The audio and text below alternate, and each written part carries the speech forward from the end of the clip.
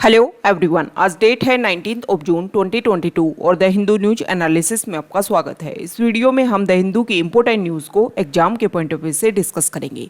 नीचे description box में Telegram channel volcano IAS academy का लिंक दिया हुआ है। आप Telegram channel volcano IAS academy के साथ में जुड़ सकते हैं। वहाँ पर हर exam means UPSC, state PCS and other exams के पॉइंट ऑफ व्यू से काफ़ी इंपॉर्टेंट इन्फॉर्मेशन आप सभी के साथ में शेयर की जाती है। तो चलो स्टार्ट करते हैं। वीडियो को स्टार्ट करेंगे एक ज्योग्राफिकल मैप क्वेश्चन के साथ में। और आज आपका क्वेश्चन ये है कि अरावली माउंटेन रेंज को आपको मैप में व्यू करना है। फिर इससे रिलेटेड हर इंपॉर्टेंट फैक्ट्स को एंड इन्फॉर्मेशन को कमेंट बॉक्स में टाइप करना है। कल हमने आपसे क्वेश्चन पूछा था ग्रेट लेक्स को लेकर के। तो ग्रेट लेक्स को अगर हम मैप में व्यू करें, नॉर्थ अमेरिका कॉन्टिनेंट में two important country Canada and USA, उन दोनों कंट्रीज़ का जो बॉर्डर एरिया है वहाँ पर कुछ लेक्स जो हैं वो लोकेटेड हैं, एग्जिस्ट करती हैं और उन्हीं लेक्स को कंपाइल्ड फॉर्म में ग्रेट लेक्स के नाम से जानते हैं। अब इन ग्रेट लेक्स में कौन कौन सी लेक हैं, उनके नेम जो हैं वो हम डिस्कस कर लेते हैं। फर्स्ट लेक है lake Superior. West to east इनका जो लोकेशन है उनको हम व्यू करते हैं। सबसे पहले आती है लेक सुपीरियर, फिर लेक मिशिगन, फिर लेक ह्यूरोन, फिर लेक इरी और फिर आती है लेक ओंटारियो। ये जो ग्रेट लेक्स है वो सेंट लॉरेंस सी वे के थ्रू अटलांटिक ओशियन से अपने आप को कनेक्ट करती हैं और प्रेजेंट टाइम में ट्रेड एंड कम्युनिकेशन के लिए ये जो लेक्स हैं इनका यूज़ किया जाता है। ओके, इसमें से इन 5 लेक्स में से जो लेक मिशिगन है वो कम्प्लीटली यूएसए में लोकेटेड है। मतलब मींस इसका जो पार्टीशन है वो यूएसए एंड कनाडा के बीच में देखने को नहीं मिलता है। तो ये कुछ बेसिक फैक्ट्स ग्रेट लेक्स को लेकर के जो हमारे एग्जाम के पॉइंट ऑफ व्यू से इंपॉर्टेंट है। द हिंदू की इंपॉर्टेंट न्यूज़ को अगर हम डिस्कस करें तो फ्रंट पेज पर फर्स्ट इंपॉर्टेंट आर्टिकल रिलेटेड है अग्निपथ स्कीम को लेकर के। आप सभी को पता है हमारी सेंट्रल गवर्नमेंट ने एक नई स्कीम लॉन्च की है ताकि जो हमारी आर्मी है उसके 3 सेक्टर में कुछ हमारे जो यूथ को एक साथ कलेक्टिवली उनको लिया जाए, फिर उनकी ट्रेनिंग करवाई जाए और फिर जहाँ जहाँ वैकेंसीज हैं उनको सेटल किया जाए। इसके लिए अग्निपथ स्कीम को लॉन्च किया गया, लेकिन इसको लेकर के प्रोटेस्ट देखने को मिल रहा है कंट्री में। तो सेंट्रल गवर्नमेंट ने इस स्कीम को कुछ स्वीटन करने की कोशिश की है, कुछ इसमें ऑफर देने की कोशिश की है। डिफेंस मिनिस्ट्री, होम मिनिस्ट्री ने प्रॉमिस किया है कि उनको जॉब में रिजर्वेशन दिया जाएगा। जैसे कि अगर हम डिफेंस की बात करें तो डिफेंस सेक्टर ने बोला है कि हमारे जो भी 16 डिफेंस पब्लिक सेक्टर अंडरटेकिंग्स हैं, इसके अलावा डिफेंस सिविलियन पोस्ट हैं, कोस्ट गार्ड की जो जॉब है, इन सभी में आपको 10% रिजर्वेशन दिया जाएगा। मतलब जो अग्निपथ स्कीम के थ्रू जो भी अग्निवीर आएंगे वहाँ पर जब भी वैकेंसीज आएंगी तो 10% रिजर्वेशन जो है वो इनके लिए रिजर्व रखा जाएगा। बात आती है हमारी जो होम मिनिस्ट्री है उनकी, तो होम मिनिस्ट्री ने ये क्लियर किया है कि सेंट्रल आर्म्ड पुलिस फोर्सेज में 10% वैकेंसी जो हैं उनको जॉब को भी रिजर्व किया जाएगा अग्निवीर के लिए। इसके अलावा असम राइफल सीएपीएफ में जो अपर एज लिमिट है उसको भी थोड़ा सा रिलैक्सेशन देने की कोशिश की है अभी स्टार्टिंग ईयर में। तो यहाँ पर कुछ एक तरीके से जो स्कीम को लेकर के प्रोटेस्ट देखने को मिल रहा है उसमें कुछ चीज़ें जो हार्श कंडीशन में चल रही हैं उनको थोड़ा सा स्वीटन करने की गवर्नमेंट ने कोशिश की है। ताकि देखो ये जो ऑब्जेक्टिव है, ये जो अग्निपथ स्कीम है, इसका मेन ऑब्जेक्टिव ये है कि 17.5 ईयर से 21 ईयर एज के जो भी हमारे यूथ हैं जिनका आर्मी का एक ड्रीम है उसको, उन सभी को कलेक्टिवली लगभग 45-46,000 इस साल के लिए वैकेंसी हैं, उन सभी को लेना। फिर उनकी ट्रेनिंग जो है वो लगभग 4 ईयर्स के लिए उनकी हार्ड ट्रेनिंग करना और उसमें से फिर लास्ट में 25% जो अग्निवीर हैं जो रिक्रूट होंगे उन सभी को अग्निवीर के नाम से जाना जाएगा। तो 25% जो है उनको हमारी आर्मी डिफेंस सेक्टर में ले लिया जाएगा लास्ट 4 ईयर के बाद में। अब यहाँ पर प्रोटेस्ट ये हो रहा है कि वो सभी जो यूथ है वो इसलिए वहाँ पर एंटर करेंगे क्योंकि उनका ड्रीम है आर्मी में जाना। फिर उसके बाद में आप उनको सिविल जॉब में भेजोगे तो एक तरीके से उनका जो ड्रीम है वो टूटेगा। इसके अलावा यहाँ पर कोई भी कंपनसेशन, कोई भी एक तरीके से पेंशन का कोई भी जो फॉर्मेशन है वो नहीं रखा गया है। अब यहाँ पर जो यूथ है उनका तो बात ये है कि हमारा जो ड्रीम है उससे हमें दूर करने की कोशिश की जा रही है। गवर्नमेंट का ये बोलना है कि हमारा जो यूथ है उसको हम एक वेल ट्रेंड तरीके से सिविल लाइफ में सेंड करेंगे। सिविल लाइफ में जब वो लोग आएंगे तो अपने अलग तरीके से अपने जो भी मोटिव्स हैं, जो भी ऑब्जेक्टिव्स हैं, उनको और अच्छे तरीके से वो अचीव कर पाएंगे। इतने अच्छे तरीके से जो आर्मी है उनको ट्रेंड करेगी। ये गवर्नमेंट का ऑब्जेक्टिव है और यूथ का ऑब्जेक्टिव है। हालांकि जो कुछ वेटरन्स हैं उनका ये मानना है कि लगभग 50% जो सीट्स हैं, 50% जो अग्निवीर हैं उनका तो इंक्लूजन होना ही चाहिए लास्ट में आर्मी में। अब देखो इसमें जो रिजल्ट है वो क्या निकल करके आता है, क्या इसमें और चेंजेस होते हैं, वो हमारे जो लास्ट में जो एक कंप्लीट जो कंपाइलेशन आएगा वो हमारे लिए इम्पोर्टेंट है कि इसमें क्या क्या बेसिक प्रोविज़न थे और क्या क्या उसमें चेंज किए गए। नेक्स्ट इम्पोर्टेंट आर्टिकल है, हमारी जो गवर्नमेंट है वो प्रेजेंट टाइम में हमारे इंडिया के कुछ ऐसे सीए हैं, मीन्स चार्टेड अकाउंटेंट्स हैं और कंपनी सेक्रेटरीज हैं जो कुछ ऐसी कंपनीज़ को हेल्प कर रहे हैं जो सेल कंपनीज़ के रूप में काम कर रही हैं।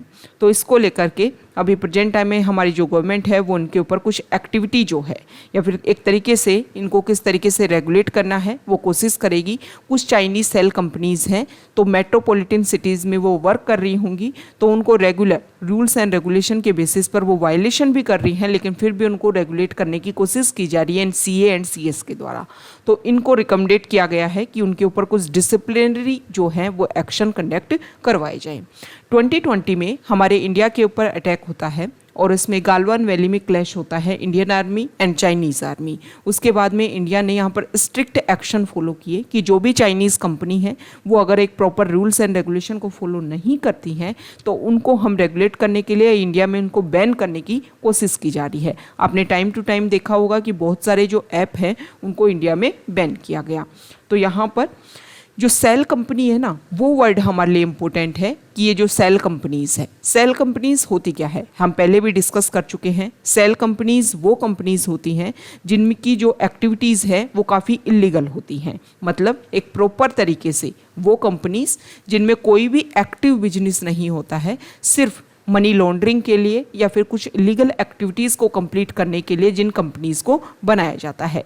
एक कंपनी का एक फॉर्मेशन और होता है और उसका नाम होता है डोरमेंट। डोरमेंट ये होता है वो कंपनीज़ जिनमें जो एक एक्टिव बिजनेस रेगुलर चलता आ रहा था, लेकिन पिछले कुछ टाइम से लगभग 2 कंसेक्यूटिव ईयर से वहाँ पर जो फाइनेंशियल स्टेटमेंट है, जो भी रेवेन्यू है वो फिल नहीं किया गया है, तो इसके लिए उन कंपनीज़ को डोरमेंट के नाम से जानते हैं। मतलब डोरमेंट में एक्टिव बिजनेस होता है लेकिन सेल कंपनीज़ में कोई एक्टिव बिजनेस नहीं होता है। नेक्स्ट इम्पोर्टेंट आर्टिकल है, देखो आप सभी को पता है हमारे प्रेजेंट टाइम के जो प्रेसिडेंट हैं उनकी 5 ईयर की टर्म कंप्लीट हो गई है। तो यहाँ पर जो अपोजिशन पार्टीज़ हैं उन्होंने अपनी तरफ से भी अपना जो रिप्रेजेंटेशन है वो देने की कोशिश कर रहे हैं कि प्रेसिडेंट के इलेक्शन में उनकी तरफ से भी कोई रिप्रेजेंट करे। पहले जो नेशनल कॉन्फ्रेंस के वाइस प्रेसिडेंट फारूक अब्दुल्ला जो हैं उनके लिए ये बात बोली गई थी कि जो फारूक अब्दुल्ला को इसके लिए प्रेसिडेंशियल इलेक्शन के लिए नॉमिनेट किया जाए, उनको जो अपोजिशन पार्टीज़ है वो उनको क्या करें, एक तरीके से कोशिश करें कि उनको प्रेसिडेंट बनाया जाए। लेकिन प्रेजेंट टाइम में ये बात बोली गई है कि प्रेसिडेंशियल रेस से उनको बाहर कर दिया गया है क्योंकि जम्मू एंड कश्मीर की जो सिचुएशन है वहाँ पर उनकी ज़्यादा ज़रूरत है। ये स्टेटमेंट दिया गया है उनकी पार्टी के द्वारा। ओके, नेक्स्ट इम्पोर्टेंट आर्टिकल है, आप सभी को पता है हमारे इंडिया के नेबर कंट्री में अगर सी लेवल पर अगर हम देखें तो नेबर कंट्री है, यहाँ पर मैप के थ्रू हम देखेंगे मालदीव कंट्री। यहाँ पर कुछ इशू क्रिएट हुआ, पहले भी हम देख चुके हैं कि इंडिया के खिलाफ में यहाँ पर काफ़ी ज़्यादा प्रोटेस्ट देखने को मिला था। ये देखिए यहाँ पर इंडियन ओशन में लोकेटेड है मालदीव कंट्री और यहाँ पर अभी प्रेजेंट टाइम में यहाँ की जो पार्लियामेंट है उन्होंने एक प्रोसीजर स्टार्ट किया है। इस प्रोसीजर में वो स्टार्ट करने की कोशिश कर रहे हैं कि हमारे इंडिया के खिलाफ में वो एक रेजोल्यूशन पास करेंगे। तो हमारे इंडिया के लोकसभा के जो स्पीकर हैं ओम बिरला, उनके 3 इयर्स कंप्लीट हो गए हैं। उस टाइम में उनके साथ में डिस्कशन किया गया तो उन्होंने कुछ इंपॉर्टेंट बात बोली कि किसी भी कंट्री को दूसरी कंट्री के खिलाफ में इस तरीके के रेजोल्यूशन पास नहीं करने चाहिए।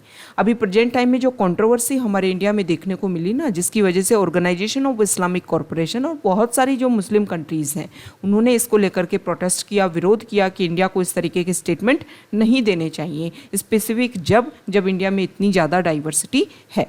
तो इसको लेकर के मालदीव जो कंट्री है वो कोशिश कर रहा है कि वहाँ पर कुछ ऐसा प्रोसीजर इस्टेब्लिश किया जाए, कुछ ऐसे रेजोल्यूशन लाई जाए जो कि इंडिया को, जो भी इंडिया की तरफ से जो स्टेटमेंट आए हैं वो गलत हैं, तो यहाँ पर ओम बिरला ने बोला कि इस तरीके का वहाँ की जो पार्लियामेंट है उनको इस तरीके के रेजोल्यूशन पास नहीं करने चाहिए किसी दूसरी कंट्री को कंसर्न करते हुए, क्योंकि जो भी कंट्री होती है, देखो एलिगेशन लगाना अलग बात है, आपकी पार्लियामेंट में डिस्कशन हो रहा है वो अलग बात है, लेकिन रेजोल्यूशन पास नहीं होना चाहिए।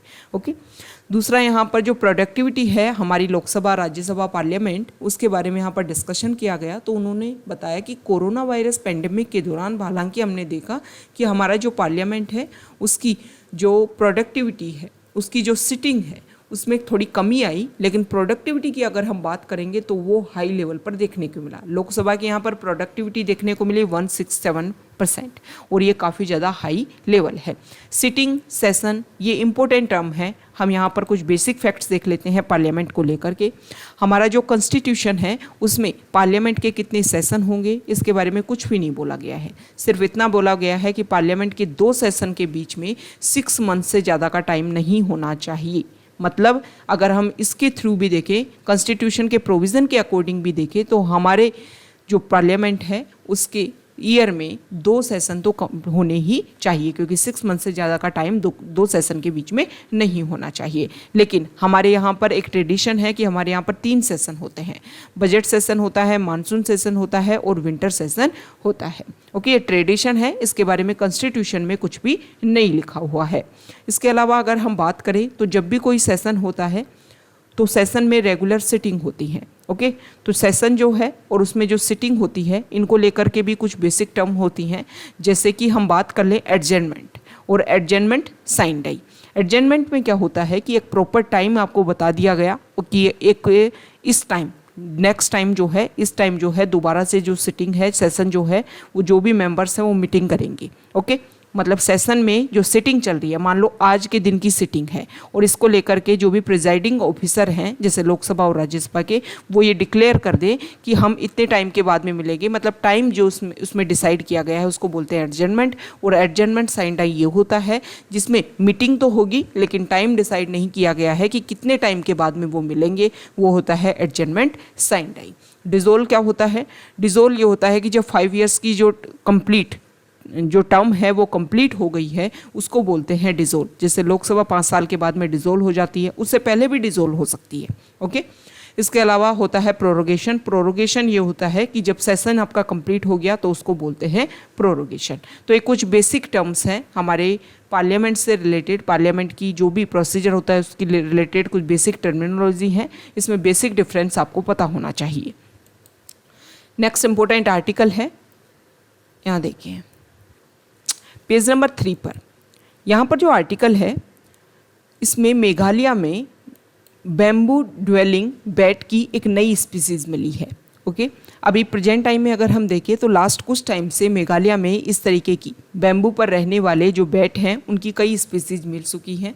ये जो स्पीसीज़ है वो ना सिर्फ इंडिया में पाई जाती है बल्कि साउथ एशिया रीजन जो है वहाँ पर कम्प्लीटली ये पाई जाती है। ओके, तो एग्जाम में क्वेश्चन किस तरीके से आते हैं कि ये बोल देंगे कि सिर्फ स्पेसिफिक इंडिया में ही ये स्पीसीज़ पाई जाती है। तो जब भी आप किसी स्पीसीज़ को पढ़ो उसके बारे में आपको पता होना चाहिए कि कौन कौन से एरिया को वो स्पीसीज़ जो है वो कवर करती है।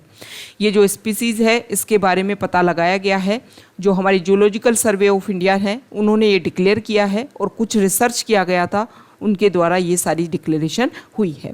सबसे इम्पोर्टेंट बात, नोंग येलम वाइल्ड लाइफ सेंचुरी जो है उसके पास वाला जो फॉरेस्टेड पैचेज है वहाँ पर इस स्पीसीज को पाया गया है। तो ये वाइल्ड लाइफ सेंचुरी का नेम आपके लिए इम्पोर्टेंट हो गया। अब बात आती है जूलॉजिकल सर्वे ऑफ इंडिया की। Okay, zoological survey of India से बेसिक रिलेटेड फैक्ट्स को अगर हम डिस्कस करें तो 1916 में जूलॉजिकल सर्वे ऑफ इंडिया को फाउंड किया गया था और इसका जो हेड क्वार्टर है वो कोलकाता में है। ये आपको बेसिक फैक्ट पता होना चाहिए। प्रेजेंट टाइम में धृति बनर्जी जो हैं वो इसकी हेड है।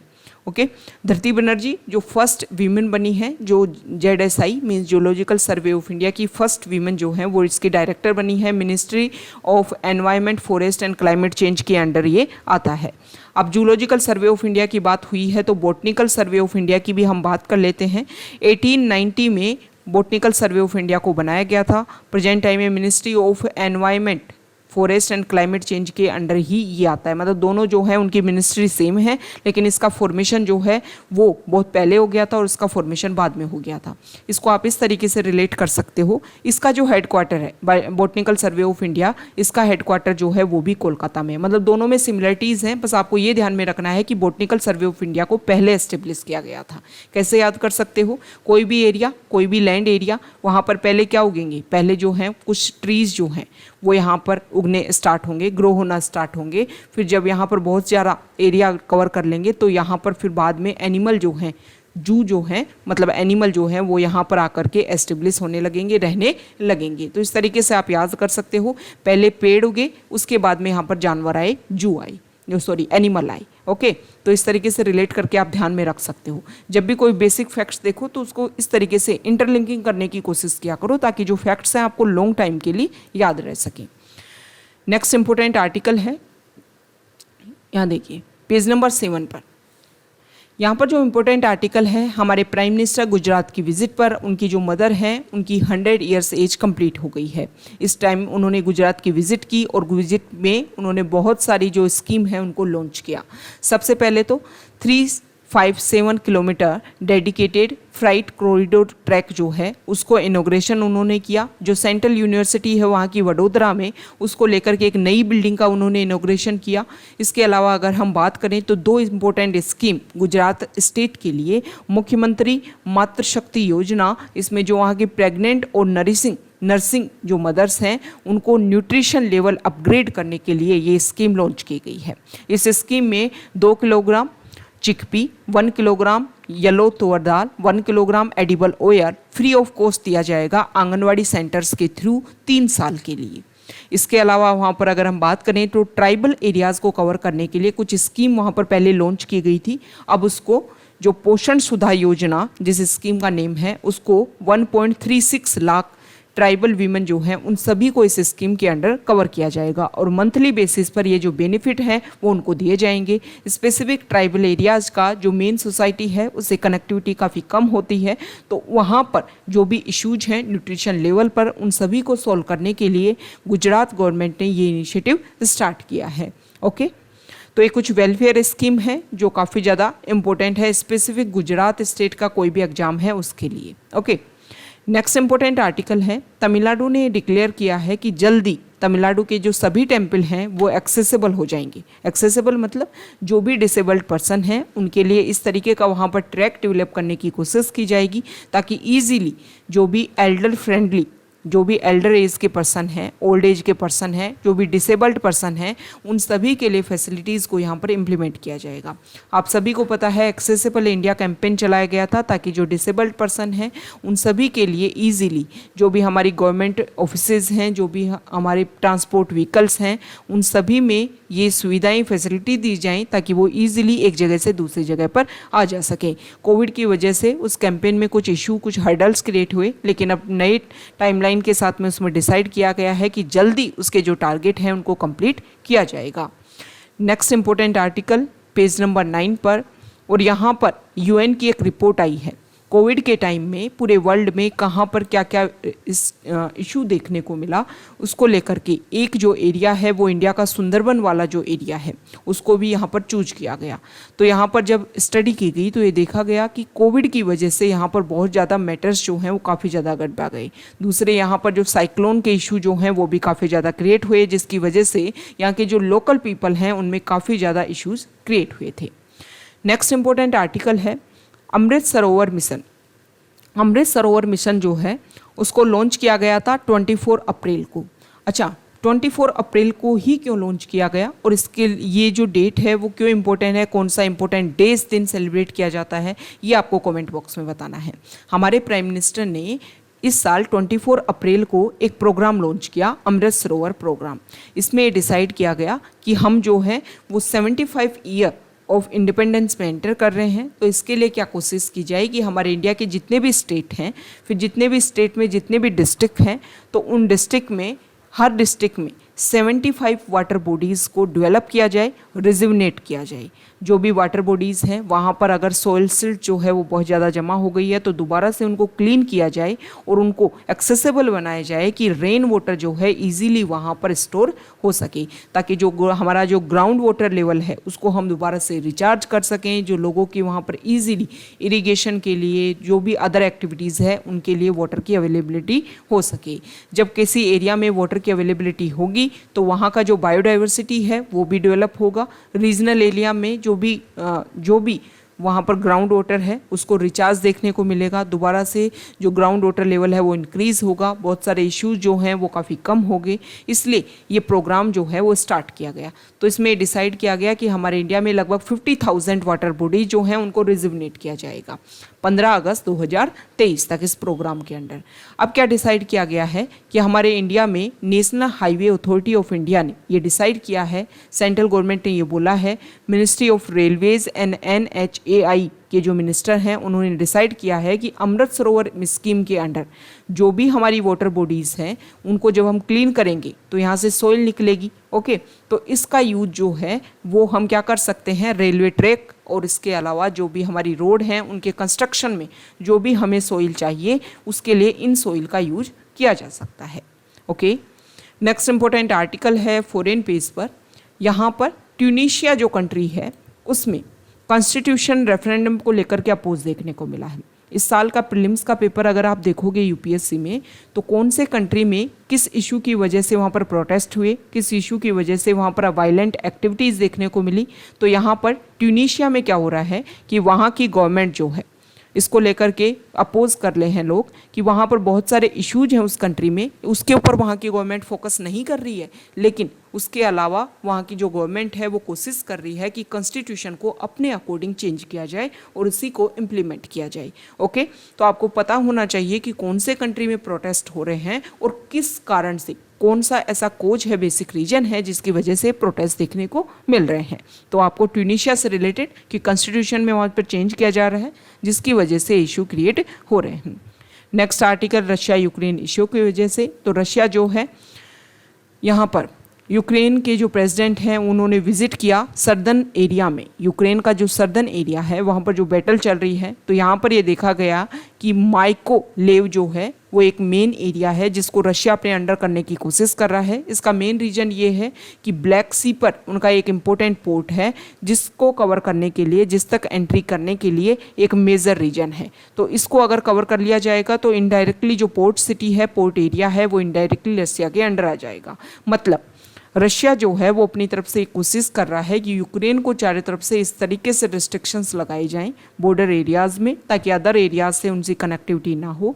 और जो एक बेसिक इशू है उन दोनों कंट्रीज़ के बीच में कि नाटो ऑर्गेनाइजेशन को ज्वाइन करना चाहता था यूक्रेन, लेकिन रशिया चाहता था कि नाटो ऑर्गेनाइजेशन का एक्सपेंशन ना हो और उसी की वजह से इशू क्रिएट हुआ। तो यूक्रेन जो है उनकी बेसिक जो प्रोविज़न है वो उनके ऊपर तभी इम्प्लीमेंट कर पाएगा, ऐसा रशिया का मानना है। ओके, जब उनको चारों तरफ से आप काउंटर करोगे, उनके ऊपर रिस्ट्रिक्शंस लगा पाओगे।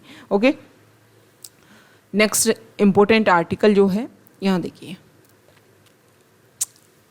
नेक्स्ट आर्टिकल रिलेटेड है साइंस पेज पर। आप सभी को पता है संडे है और संडे को साइंस पेज आता है। तो यहाँ पर इसमें बता रखा है, सबसे पहले तो मंकी पॉक्स के जो केसेस हैं उसके बारे में बता रखा है कि रेगुलर जो केसेस की संख्या है वो बढ़ रही है। यहाँ पर एक नया माइक्रोस्कोप बनाने की कोशिश की है IIT बॉम्बे और खड़गपुर के जो रिसर्चर्स हैं उन्होंने ये जो माइक्रोस्कोप है इसको 2 डायमेंशनल जो सैंपल हैं उसके थ्रू, मतलब मैग्नेटिक फील्ड जो है वो इमेज के थ्रू यहाँ पर डेवलप होगा। इसके बाद में 2 डायमेंशनल सैंपल्स जो हैं उनको क्या किया जाएगा, मिली सेकेंड में जो है वो 2 डायमेंशनल सैंपल जो है वो चेंज किया जा सकता है। मतलब इसकी जो स्ट्रेटजी है वो कुछ इस तरीके से है कि बहुत ही कम टाइम में जो that can image magnetic fields within इन माइक्रोस्कोपिक 2 dimensional sample that change over milliseconds. तो एक कुछ नए प्रोविजन के साथ में एक नया माइक्रोस्कोप डेवलप करने की कोशिश की गई है। यहाँ पर ये बताया गया है कि ओमिक्रॉन जो है वो हमने ये देखा कि कोविड की वैक्सीन इम्प्लीमेंट करवाने के बाद में, बूस्टर डोज इम्प्लीमेंट करवाने के बाद में जो है तब भी इसके केसेस देखने को मिले। इसके अलावा यहाँ पर ये बताया गया है कि ओमिक्रॉन टाइम टू टाइम अपना जो भी चेंजेस, उनके जो सबलिनियस जो होते हैं उनमें चेंजेस देखने को मिलता है। इसी की वजह से जो ओमिक्रॉन का इन्फेक्शन है वो भी वैक्सीनेशन के बाद देखने को मिला, क्योंकि ओमिक्रॉन को टारगेट करते हुए हमने वैक्सीन अप्लाई की, लेकिन जो टाइम टू टाइम जो उनमें म्यूटेशन देखने को मिलता है, इसकी वजह से ही वैक्सीनेशन के बाद में भी केसेस देखने को मिले हैं। यहाँ पर जो आर्टिकल है इसमें बता रखा है कि ग्लोबल वार्मिंग की वजह से क्या क्या इश्यूज़ देखने को मिलते हैं। सबसे पहले तो इस आर्टिकल में क्लियर किया गया है कि देखो, हमारी अर्थ जो है वहाँ पर ग्रीन हाउस गैस एमिशन हो रहा है। ग्रीन हाउस गैस एमिशन होने की वजह से जो है, जब सन रेज हमारे अर्थ के एटमॉस्फेयर में एंटर करती हैं तो पहले क्या होता है, स्टार्टिंग में जब ग्रीन हाउस का एमिशन बहुत कम था तो जो सन रेज आती थी उसमें से ज़्यादातर जो है वो वापस चली जाती थी। इसकी वजह से अर्थ का टेम्परेचर जो है वो एक स्टेबल रहता था, मतलब इंक्रीज़ नहीं हो रहा था। धीरे धीरे जो है इंडस्ट्रीज डेवलप हुई, ग्रीन हाउस गैसेज का एमिशन बहुत ज़्यादा होने लगा, जिसकी वजह से ज़्यादा सन रेज को ट्रैप किया जाने लगा। अब सन रेज जो हैं वो अर्थ के बिल्कुल रीजनल वाले एरिया में, सराउंडिंग एरिया में जब सन रेज ज़्यादा से ज़्यादा ट्रैप होने लगी, और जब सन रेज ज़्यादा से ज़्यादा ट्रैप होने लगी तो उसकी वजह से अर्थ का जो टेम्परेचर है वो इंक्रीज़ होने लगा। अर्थ पे जो भी चीज़ें हैं उन सभी का टेम्परेचर इंक्रीज़ होने लगा, और इसमें इंक्लूड होते हैं ओशन, सीज, ये सभी भी। तो ओशन का जो टेम्परेचर है वो भी इंक्रीज़ होने लगा। ग्रीन हाउस गैस का जो एमिशन होता है उसको मेजरली एब्जॉर्ब किया जाता है ओशन के द्वारा, और ओशन जब उसको एब्जॉर्ब करेंगे तो हीट जो है, जो सन रेज हैं उनको भी एब्जॉर्ब करेंगे। अब एब्जॉर्ब करेंगे तो जो ओशन है उनका टेम्परेचर इंक्रीज़ होगा। तो इस आर्टिकल में बताया गया है कि ओशन का जो टेम्परेचर है, जिसकी वजह से ना सिर्फ वहाँ की बायोडाइवर्सिटी जो है, जो इकोसिस्टम है, वो इसकी वजह से जो काफ़ी ज़्यादा हार्श एक्टिविटीज़ वहाँ पर क्रिएट हो रही हैं। इसके अलावा अगर हम बात करें तो ट्रॉपिकल एरिया में जब सन रेज, हीट वेव्स या फिर वहाँ के जो हीटिंग प्रोसीजर है वो काफ़ी ज़्यादा इंक्रीज़ होता है, जिसकी वजह से उस एरिया में जो सुपर साइक्लोन है वो काफ़ी ज़्यादा इफ़ेक्ट करने लगते हैं, और इसकी वजह से ही ये जो एक्टिविटी है वो काफ़ी ज़्यादा इंक्रीज़ हो गई है साइक्लोन की उस एरिया में। ओके, नेक्स्ट इंपॉर्टेंट आर्टिकल है पेज नंबर 12 FAQ पेज पर। यहाँ पर जो फर्स्ट आर्टिकल है वो 5G ऑक्शन को लेकर के है, कि जो भी हमारी टेलीकम्युनिकेशन कंपनीज़ हैं वो काफ़ी लंबे टाइम से उन्होंने अपने आप को प्रिपेयर कर रखा था कि जल्दी टेक्नोलॉजी का ट्रांसफ़र किया जाए। अभी हमारी जो मिनिस्ट्री है उन्होंने डिक्लेयर किया गया है कि 5G स्पेक्ट्रम बैंड का जल्दी ऑक्शन किया जाएगा। इसमें 72 गीगाहर्ट्ज़ तक जो है उसका ऑक्शन किया जाएगा, और कुछ जो एयरवेज हैं उनको प्राइवेट नेटवर्क्स के लिए रिजर्व किया गया है। ओके, तो इसको लेकर के जो कंपनीज़ हैं उन्होंने अपनी बात भी रखी है कि हम चाहते हैं कि कम्प्लीटली जो ऑक्शन है उनको इसी टाइम जो है वो रेगुलेट किया जा सके। नेक्स्ट इंपॉर्टेंट आर्टिकल है अग्निपथ स्कीम को। इसको हम फ्रंट पेज पर भी डिस्कस कर चुके हैं। वही बेसिक पॉइंट्स हैं कि जो यूथ है वो ये चाहता है कि ज़्यादा से ज़्यादा लोगों को जॉब दी जाए। जितने लोगों को आप रिक्रूट कर रहे हो उन्हीं लोगों को सभी को जॉब दी जाए आर्मी में, क्योंकि उन सभी का ड्रीम होगा। लेकिन आपने 25% सीट ही रिजर्व कर रखी हैं। जो वेटरन्स हैं उनका मानना ये है कि कम से कम 50% सीट्स को तो आप रिजर्व करो कि इनको आर्मी में एंट्री दी जाएगी। ओके, तो ये कुछ बेसिक बातें हैं अग्निपथ स्कीम को लेकर के, जिसको लेकर के प्रोटेस्ट देखने को मिल रहा है। हालांकि जो गवर्नमेंट है वो कोशिश कर रही है कि इसमें कुछ रिलैक्सेशन दिया जाए, कुछ जो है वो रिजर्वेशन देने की कोशिश की जा रही है। जो हमारी गवर्नमेंट है उन्होंने कुछ कंट्रीज़ का नाम लिया है, US, रसिया, UK, इजराइल, फ्रांस, जर्मनी। उन्होंने बोला है कि यहाँ पर जो प्रोसीजर है उन सभी को हमने स्टडी किया है काफ़ी लंबे टाइम तक, और फिर उसी के बेसिस पर इंडियन कंडीशन के अकॉर्डिंग इस स्कीम को हमने फॉर्मुलेट करने की कोशिश की है। यहाँ पर जो आर्टिकल है NSO, नेशनल स्टैटिकल ऑफिस, जो अंडर आता है union ministry of statistics and programme implementation. ठीक है, तो ये जो मिनिस्ट्री है इसके अंडर NSO आता है। इन्होंने अभी प्रेजेंट टाइम में पीरियडिक लेबर फोर्स सर्वे जो है उसकी रिपोर्ट, एनुअल रिपोर्ट रखी है। इसमें बताया गया है कि जो पहले अनएम्प्लॉयमेंट रेट जो इंक्रीज़ हुई थी उसमें थोड़ा सा डिक्रीज़ देखने को मिला है। अगर हम कंपैरिजन करें रूरल एरियाज़ और अर्बन एरियाज़ में ज़्यादा डिक्रीज़ नहीं हुआ है, रूरल एरियाज़ में डिक्रीज़ हुआ है। पहले यहाँ पर अनएम्प्लॉयमेंट रेट के बारे में बता रखा है कि जो पहले काफ़ी ज़्यादा इंक्रीज़ हो गई थी लेकिन उसमें अब डिक्रीज़ देखने को मिला है। लेकिन इसमें क्वेश्चन किया गया है कि क्या ये अनएम्प्लॉयमेंट जो नंबर्स हैं वो ऑथेंटिक हैं। तो इसमें प्रोसीजर बताया गया है, मेथोडोलॉजी के बारे में बताया गया है कि PLFS के थ्रू ये जो सर्वे होता है इसमें क्या मेथड को यूज़ किया जाता है। तो इसमें ये बताया गया है कि देखो जो सैंपल है उसमें जो रूरल एरियाज़ हैं उसमें जो ऑफिसर्स हैं वो एक बार विजिट करने जाते हैं और उसी के थ्रू सैंपल ले आते हैं। जो अर्बन एरियाज़ हैं हालांकि उनमें 4 बार विजिट होती है, लेकिन कुछ एरियाज़ को ही टारगेट करते हुए, तो इसके बेसिस पर अगर आप सर्वे करोगे तो ऑथेंटिक जो नंबर्स हैं जो आपने अनएम्प्लॉयमेंट रेट रखी है वो आप सभी लोगों को कवर ना करके स्पेसिफिक कुछ एरियाज़ को, कुछ लोगों को ही कवर करोगे तो ऑथेंटिक जो डाटा है वो सामने कैसे आएंगे। नेक्स्ट इंपॉर्टेंट आर्टिकल है BCCI ने अभी हमने देखा कि IPL के जो राइट्स हैं उनको बेचने की कोशिश की 2027 तक की अलग अलग लेवल पर। पहले क्या होता था कि डिजिटल फॉर्मेशन मतलब टीवी के लिए राइट्स बेच दिए आपने, डिजिटल फॉर्मेशन में भी बेच दिए, लेकिन अभी प्रेजेंट टाइम में अगर हम देखें तो डिजिटल लेवल पर काफ़ी ज़्यादा इंक्रीज़ हो रहा है। IPL के जो संख्या है, व्यूअर्स की संख्या, वो भी काफ़ी ज़्यादा इंक्रीज़ हो रही है। तो BCCI चाहती है कि उसके जो भी राइट्स हैं उनको अलग अलग लेवल पर बेचा जाए, टेलीविज़न के अलग राइट्स, डिजिटल प्लेटफॉर्म के अलग राइट्स। ओके, तो इसको 2027 तक के जो राइट्स हैं उनके लिए ऑक्शन की गई थी। इसमें बताया गया है कि आने वाले टाइम में IPL के जो नंबर्स हैं, क्वेश्चन किया गया कि क्या IPL के जो गेम नंबर हैं वो इंक्रीज़ होंगे, तो उन्होंने बोला कि हाँ बिल्कुल इंक्रीज़ होंगे। अभी प्रेजेंट टाइम में जितने गेम होते हैं नेक्स्ट 2 ईयर्स के बाद में वो जो गेम है वो और ज़्यादा इंक्रीज़ हो जाएंगे, 2017 तक जाते जाते और ज़्यादा इंक्रीज़ हो जाएंगी। तो हो सकता है कि इसकी जो व्यूअरशिप है वो और ज़्यादा इंक्रीज़ हो, इसीलिए जो राइट्स हैं वो BCCI ने बेचने की कोशिश की है। नेक्स्ट इंपॉर्टेंट आर्टिकल है पेज नंबर 13 पर, जूलियन असांजे को लेकर के। आप सभी को पता है UK ने उनका जो एक्स्ट्रेडिशन है उसको क्लियर कर दिया है। तो यहाँ पर जूलियन असांजे जिन्होंने विकिलीक्स को एस्टेब्लिश किया था, तो विकिलीक्स ने डिक्लेयर किया है कि UK का जो स्टेटमेंट है, जो प्रोसीजर है, वो एक तरीके से जो अगर हम बात करें कि जो इंडिपेंडेंसी है, डेमोक्रेसी की इंडिपेंडेंसी, इसके अलावा जो जर्नलिज्म है उसकी इंडिपेंडेंसी को भी खतरे में डालती है। तो ये आज का हमारा द हिंदू न्यूज़पेपर का डिस्कशन था। अगर आप यहाँ तक आए हैं, वीडियो आपको अच्छा लगा है तो प्लीज़ वीडियो को लाइक कीजिए, शेयर कीजिए और चैनल को सब्सक्राइब कीजिए।